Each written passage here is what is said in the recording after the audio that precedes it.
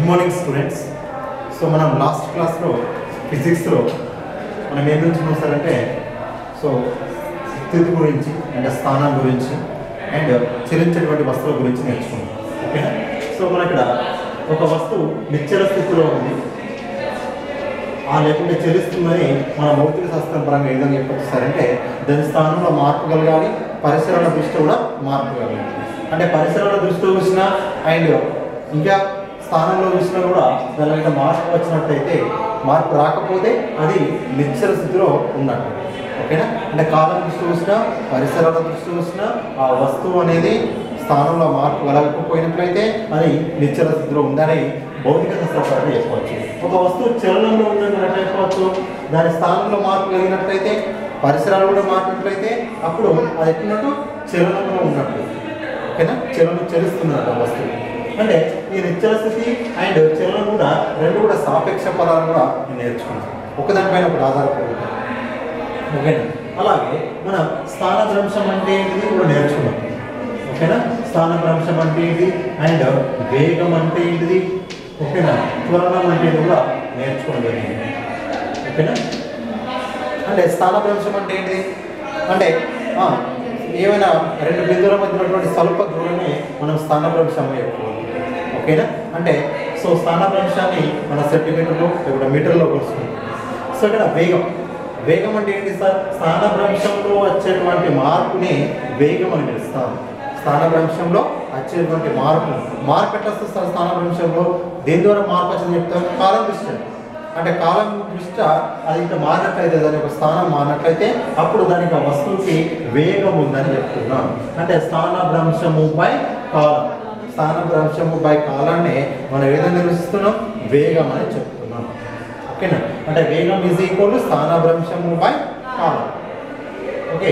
So స్థానభ్రంశము by కాలం అంటే స్థానభ్రంశాన్ని సెంటీమీటర్ అవుతున్నాం, కాలాన్ని సెకండ్స్ అంటే సెంటీమీటర్ ఫర్ సెకండ్ అంటే మీటర్ ఫర్ సెకండ్లో వేగాన్ని కొలుస్తున్నాం.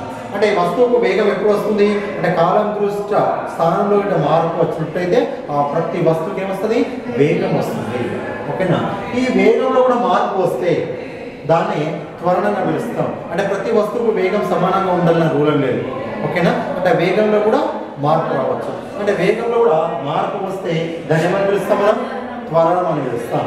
అంటే ఇక్కడ వేగము బై కాలం. వేగము బై కాలం. వేగానికి ఏ ప్రమాణాలు ఉన్నాయి? Centimetre per second. కాలానికి ఏం ప్రమాణాలు ఉన్నాయి? సెకండ్.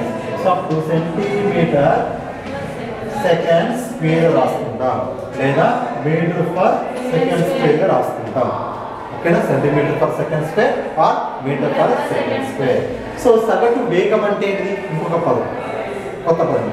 సగటు వేగం అంటే ఏంటి సార్? అంటే వేగం అంటే తెలుసు, స్థానభ్రంశము బై కాలాన్ని వేగంగా నిర్వచిస్తాం. సగటు వేగం అంటే సగటు వేగం అంటే ఓకేనా? మొత్తము స్థానభ్రంశము బై మొత్తం కాలం. ఓకేనా? మొత్తం కాలం అంటే మొత్తము స్థానభ్రంశము బై మొత్తం కాలాన్ని పిలుస్తాం సగటు వేగం అని పిలుస్తాం. సగటు వేగం. ఓకేనా? మొత్తం ఎంత దూరం స్థానభ్రంశం చెందారు? ఓకేనా? నువ్వు తీసుకున్నటువంటి మొత్తం కాలం ఎంత, అప్పుడు సగటు వస్తుంది. సరాసరి అన్న సగటు అన్న రెండు ఒకటే. ఓకేనా? సరాసరి మీన్స్ ఫర్ ఎగ్జాంపుల్ ఫిజిక్స్లో 10 మార్క్స్ వచ్చినాయి, కెమిస్ట్రీలో 10 మార్క్స్ వచ్చినాయి, మ్యాథ్స్లో 10 మార్క్స్ వచ్చినాయి. మొత్తం ఎంత? 30. సబ్జెక్ట్స్ అన్ని 3. దాన్ని 30/3 చేసినట్టు అవుతుంది, యావరేజ్ వస్తుంది కదా. దట్ ఈస్ కాల్డ్ ఏ సగటు. అంటే సగటు వేగం అంటే ఏంటి? మొత్తము స్థానభ్రంశము బై మొత్తం కాలం. దాన్ని ఏం పిలుస్తాం? మనం సగటు వేగంగా పిలుస్తాం. ఓకేనా? ఇప్పుడు సరాసరి వేగం అన్నా సగటు వేగం అన్నా ఒకటే. ఓకేనా? సగటు వడి వేరు మళ్ళీ. ఓకేనా? ఇక్కడ వేగం. నెక్స్ట్ కొన్ని పదాలు వడి అని వస్తుంది. వడి అంటే మొత్తం స్థానభ్రంశం అనకుండా మొత్తము దూరం అని ఇవ్వాలి. వడి అని ఎప్పుడు వస్తుందో అప్పుడు మొత్తము దూరం బై మొత్తం కాలం సగటు వడి. అసలు వడి అంటే ఏంటి సార్? మొత్తము వేగము, మొత్తము దూరము బై మొత్తం కాలం అంటే దట్ ఈస్ మీన్స్ వేగము బై కాలం. ఓకేనా? ఇక్కడ కూడా స్థానభ్రంశము బై కాలం ఉంటుంది. వేగం మొత్తము దూరము బై మొత్తం కాలం ఉంటే అప్పుడు వడి అని పిలుస్తాం, సగటు వడి. ఓకేనా. ఒకవేళ సరాసరి వేగం అంటే మీన్స్ మనకు ఏకరీతి వేగం అంటే ఏంటి? సమాన దూరం వెళ్ళాలి, సమాన కాలంలో వెళ్ళాలి. సమాన దూరాన్ని సమాన కాలంలో వెళ్ళినట్లయితే దాన్ని ఏమని పిలుస్తాం? ఏకరీతి వేగం. ఓకేనా. సమరీతి వేగం, సమరీతి వేగం అని ఎప్పుడంటాం మనం?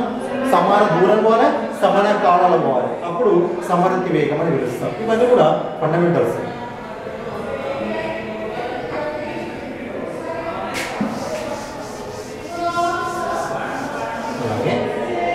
ఒక వస్తువు మనం పైకి విస్తుంది అనుకుందాం. నేను చెప్పాను కదా, ఒక వస్తువు పైకి విస్తుంటే దీని యొక్క వేగం ఏమవుతుంటుంది? క్రమక్రమంగా తగ్గుతుంటుంది. సో ఎక్కడైతే ఏ బిందువు వద్ద స్టాప్ అవుతుందో ఆ బిందువు వద్ద దాని వేగం ఎంత? 0. ఓకేనా. ఆ వస్తువు యొక్క వేగం ఏమవుతుంది? 0, పడిపోతుంది, 0 అవుతుంది. అలాగే గుర్తు త్వరణ ఏమైనా తీసుకోవాలి? -g తీసుకోవాలి. పైకి విసిరినటువంటి ప్రతి వస్తువుకి -g తీసుకోవాలి. అలాగే వేగం ఏమవుతుంది? 0 అవుతుంది తుది బిందువు వద్ద. ఓకేనా. తొలి బిందువు వద్ద ఉంటుంది కానీ తుది బిందువు వద్ద వేగం అనేది 0. ఓకేనా. అలాగే సో ఫర్ ఎగ్జాంపుల్ ఒక వస్తువు కిందికి వస్తుంది అనుకుందాం. ఒక వస్తువు కిందికి వస్తే దాని వేగం అంటే స్వేచ్ఛగా క్రిందికి పడేటువంటి ప్రతి వస్తువు విషయంలో వేగం ఏమవుతుంది? క్రమంగా పెరుగుతుంది. కిందికి వస్తుంది, కిందికి విసిపెట్టిన క్రమంగా పెరుగుతూ ఎక్కడో ఒక మ్యాక్సిమం అవుతుంది, గరిష్టం అవుతుంది. తొలిగా ఇక్కడ మనం ఎక్కడైతే వదిలిపెడుతున్నావో తొలి బిందువు ఉంది కదా, అది 0. అర్థదా? తొలి బిందువు ఎంత? 0. ఎందుకు సార్ అంటే స్వేచ్ఛగా క్రిందికి పడేటువంటి ప్రతి వస్తువుకి తొలి వేగం ఎంత? 0. గుర్తుపెట్టుకోవాలి. పైకి విసిరినటువంటి ప్రతి వస్తువుకి తుది వేగం ఎంత? 0. ఇది రెండు గుర్తుపెట్టుకోవాలి. క్రిందికి వచ్చేటప్పుడు ఏం తీసుకోవాలి? ధనాత్మకంగా తీసుకోవాలి. గుర్తుతరం ఎట్లా తీసుకోవాలి? ధనాత్మకంగా. ఓకేనా. ఈ రెండు గుర్తుపెట్టుకోవాలి.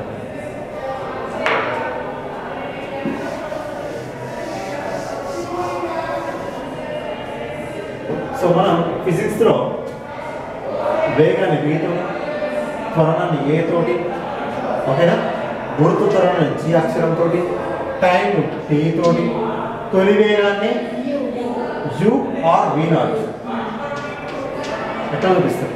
ఓకేనా. తుది వేగాన్ని V తోటి. ఓకేనా. ఇవన్నీ అక్షరాలు గుర్తుపెట్టుకోవాలి. ఓకేనా. అర్థమవుతుంది కదా. స్థానభ్రంశాన్ని S తోటి. ఓకే. ఇవన్నీ మన అక్షరాలు తీసుకుంటాం. నెక్స్ట్ ఒక ప్రాబ్లం రాస్తాను.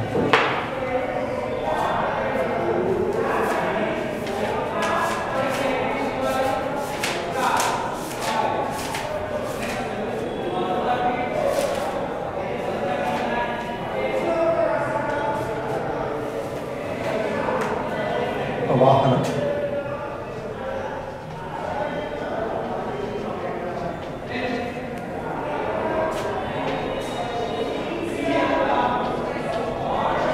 ప్రయాణించిన దూరం ఇందులో సగం దూరం V1తో రెండవ సగం దూరం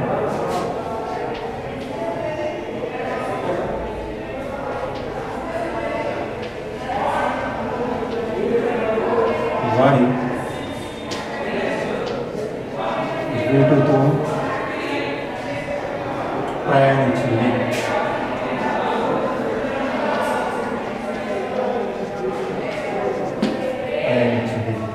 ఆ వాహనం సగటు వడి ఎంత?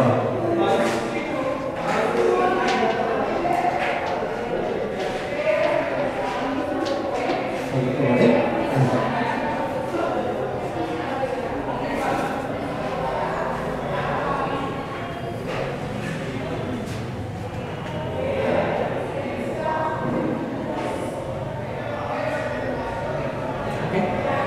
ఒక వాహనం ప్రయాణించినటువంటి దూరం ఎల్లులో సగం దూరం V1. ఓకేనా. మిగతా సగం ఉంది కదా, అది ఎంత పెడుతుంది? V2. అయితే సరాసరి వడి ఎంత? సరాసరి వేగం, సరాసరి వడి. సరాసరి వడి అంటే ఏంటి? సూత్రం తెలుసుకుంటారు.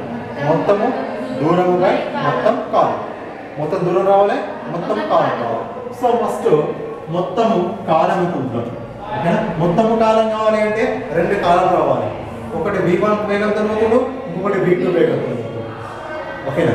అయితే సో మొదటి సగం దూరం ప్రయాణించడానికి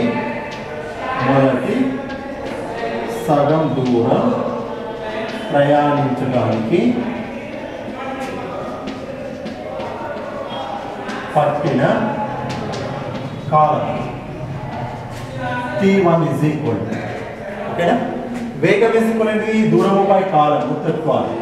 దూరముపై కాలం, వేగం is equal దూరముపై column. Column is equal ఏమైంది?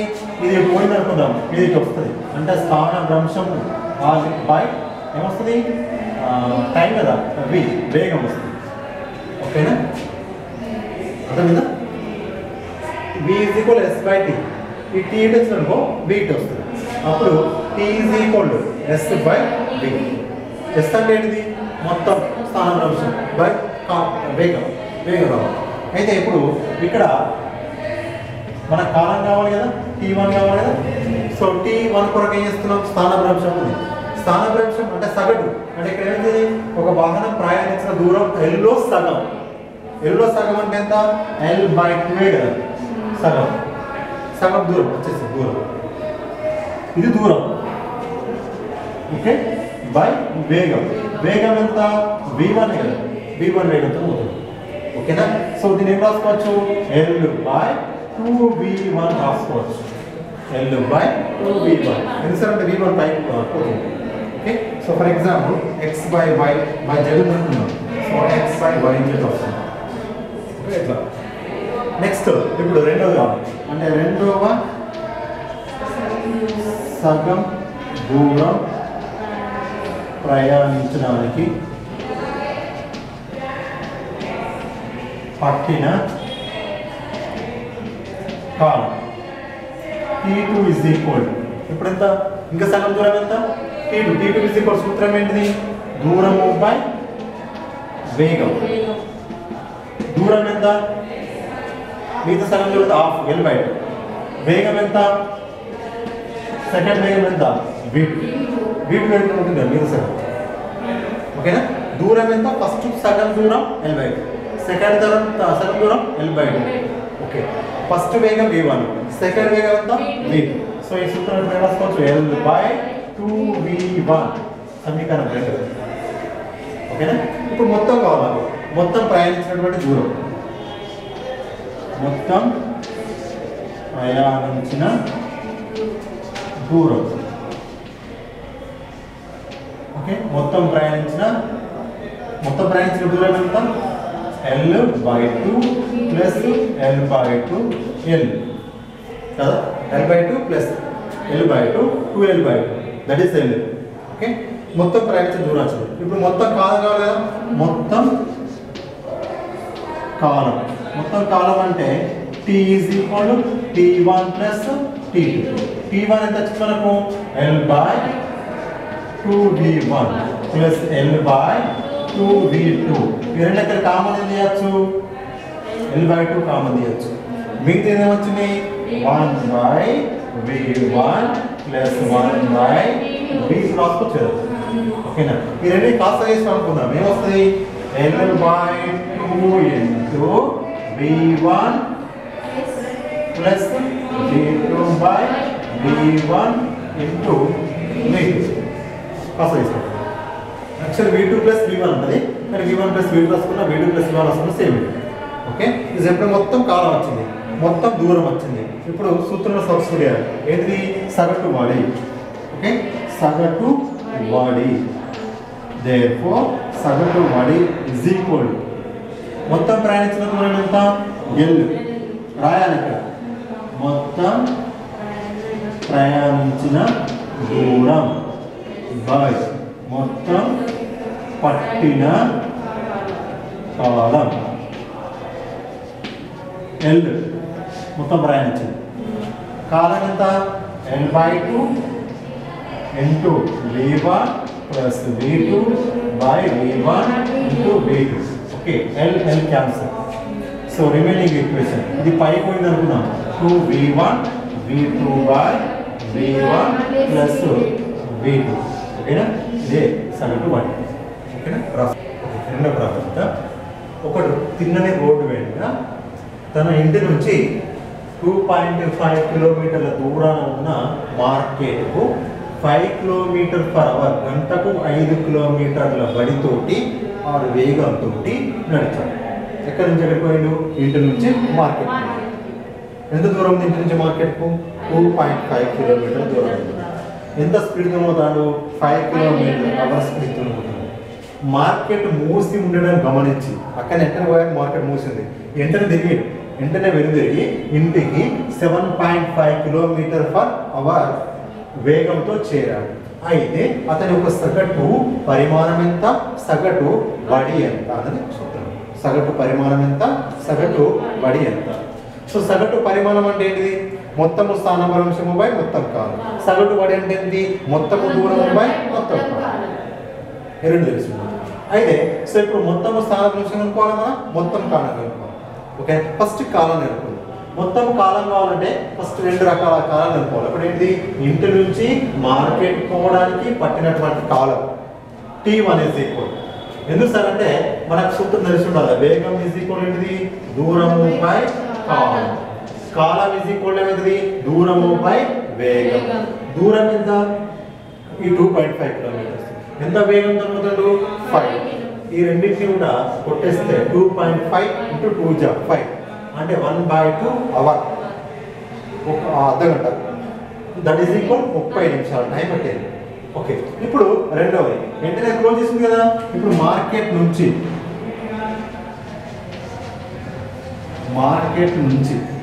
ఎక్కడ రావాలి? ఇంటికి చేరడానికి పట్టిన ఏంటిది? కాలం T2 ఈజ్ ఈక్వల్ దూరము బై వేగం.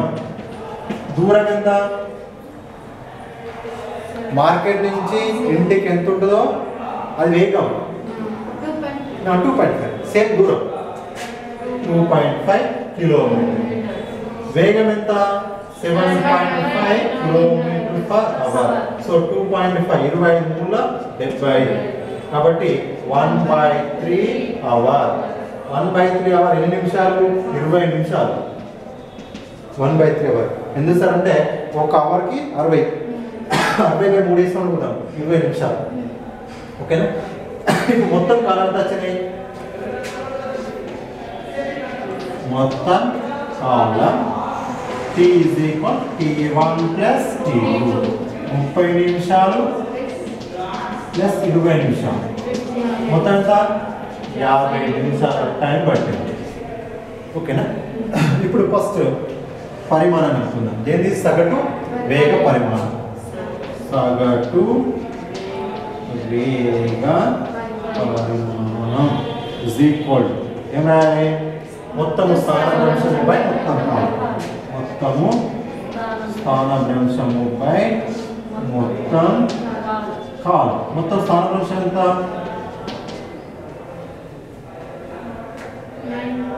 మొత్తం స్థానభ్రంశం ఎంత? లేదు, 0. దూరం ఉంది, స్థానభ్రంశం లేదు. ఇప్పుడు ఫస్ట్ పేజ్ రూపులో పేజ్ 3 పేజీలు సమయం చెప్పిన అర్థమాట. అలా ఫస్ట్ పేజ్ రమ్మంటే ఎక్కడ వస్తున్నట్టు ఫస్ట్ అలా వస్తున్నట్టు కదా. అంటే స్థానభ్రంశం మార్పు వచ్చిందా? ఎక్కడ దూరం ఉంది, దూరం పోయి వచ్చింది. ఓకేనా? అంటే స్థానభ్రంశం ఎంత? 0. బై మొత్తం కాలం ఎంత? 50 నిమిషాలు. సో 0. ఓకేనా? ఇప్పుడు బి క్వశ్చన్ ఏంటిది? సగటు వాడి. సగటు వాడి ఈజ్ ఈక్వల్ అనే సూత్రం మొత్తం దూరము బై మొత్తం కాలం. మొత్తం దూరం ఎంత చెప్పండి? మొత్తం దూరం అంటే ఇంటి నుంచి మార్కెట్ 2.5, మార్కెట్ నుంచి ఇంటి 2.5. 2.5 ఎంత? 2.5 kilometre plus 2.5 kilometre 5 kilometre by మొత్తం కాలం ఎంత?